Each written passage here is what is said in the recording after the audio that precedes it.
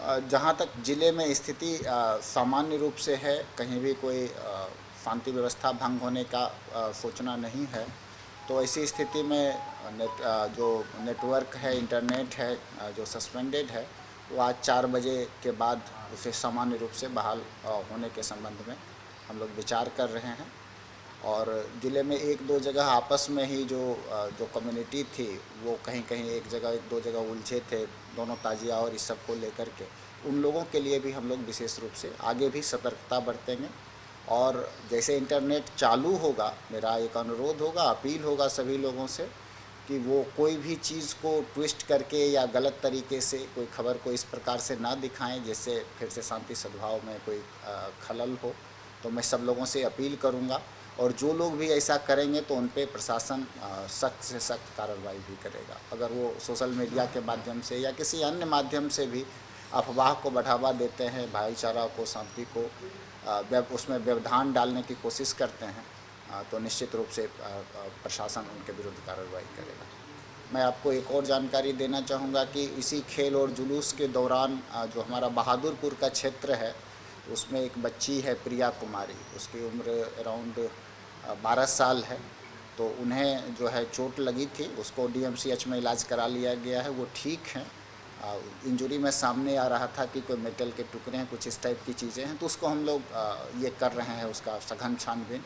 और जो लोग भी मुहर्रम के जुलूस में जो उनका लाइसेंस मिला है या अगर उन्होंने अपने नियमों का पालन नहीं किया है, तो हम लोग एक डीब्रीफिंग भी करेंगे सभी जगह से, जितने अधिकारी हैं सब लोगों के साथ। और जहाँ कहीं भी आएगा कि जिन लोगों ने नियमों का पालन नहीं किया है, तो हम लोग उनका लाइसेंस रद्द करने के साथ साथ और भी जो कानूनी चीज़ें हैं, क्योंकि आपस में भी खिलाड़ी घायल हों, चोटिल हों, या दो समूह ही आपस में, दो ताजिया जुलूस ही आपस में टकरा जाए, तो ये भी अच्छी चीज़ नहीं है। तो हम लोग इस बार ये भी रख रहे हैं कि हम लोग डीब्रीफिंग करके, और जहाँ कहीं भी कोई छोटा छोटा भी मामला हुआ होगा उसको भी संज्ञान में लेंगे और प्रयास करेंगे कि भविष्य में कहीं भी कोई भी इस प्रकार की घटना घटित ना हो। और कल छिटपुट घटनाओं को छोड़कर कमोबेश सब जगह शांतिपूर्वक ताजिया का सबका मिलान संपन्न हुआ। और अभी भी स्थिति शांतिपूर्ण है, लेकिन फोर्सेस जो हम लोग को मिली हैं 1 तारीख तक हैं, तो हम लोग डिप्लॉयमेंट अभी भी जारी रखेंगे। जो संवेदनशील इलाके हैं,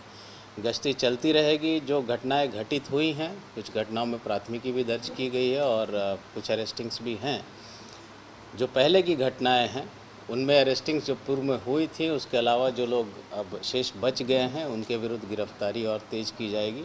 जैसा कि जिला पदाधिकारी महोदय ने बताया, ताजिया के जितने लाइसेंसधारी हैं उन लोगों ने कंडीशंस का अगर वायलेशन किया है, जो कि कुछ मामलों में तो निश्चित रूप से हम लोग को दिख रहा है, तो उनके विरुद्ध कार्रवाई करेंगे। हम लोग लाइसेंस रद्द करने की प्रक्रिया जारी रखेंगे। और आने वाले समय में अक्टूबर के महीने में अंत में दुर्गा पूजा का भी प्रोसेशन वगैरह निकलेगा, तो उन सभी को लेकर हम लोग तैयारी अभी से प्रारंभ कर रहे हैं। जो 107 की कार्रवाइयाँ अभी हुई हैं मुहर्रम के ओकेज़न पे, वो 6 महीने के लिए वैध रहती हैं। तो दुर्गा पूजा तक तो ये वैसे भी वैध रहेंगी, लेकिन आवश्यकता पड़ने पर हम लोग और लोगों को इसमें जोड़ेंगे। जो भी सख्त कानूनी कार्रवाई हो सकती है शांति व्यवस्था, विधि व्यवस्था बनाए रखने के लिए, वो सब हम लोग करेंगे। 1 तारीख तक अभी देखिए, उसके लिए हमारी जो साइबर सेल है वो हमेशा कार्यरत रहती है। हम लोग जो खबर रहते हैं उसका खंडन भी करते हैं, जो सही खबर रहती है उसको भी हम लोग देते हैं, और बार बार अपील भी करते हैं हम लोग सोशल मीडिया के माध्यम से, आप लोगों के माध्यम से। कोई भी खबर आती है तो उस जो आधिकारिक खबर हो उसको माने, नहीं मानना हो तो कम से कम किसी से पुष्टि करवा लें, पूछ लें। लेकिन आंख मूंद के किसी भी खबर पर विश्वास करना, खास करके वैसी खबरें जो नेगेटिव हों, जो नेगेटिविटी फैलाती हों समाज में, जो सद्भाव खराब करती है, उन खबरों पे आंख मूंद कर विश्वास ना करें। आंख मूंद कर विश्वास करना है तो पॉजिटिव खबरों पर करें, लेकिन लोग नेगेटिव खबरों पे ज़्यादा विश्वास करते हैं। तो हमारी अपील है कि नेगेटिव खबरों पे जो सद्भाव बिगाड़ सकती हैं उस पर आंख मूंद कर विश्वास ना करें।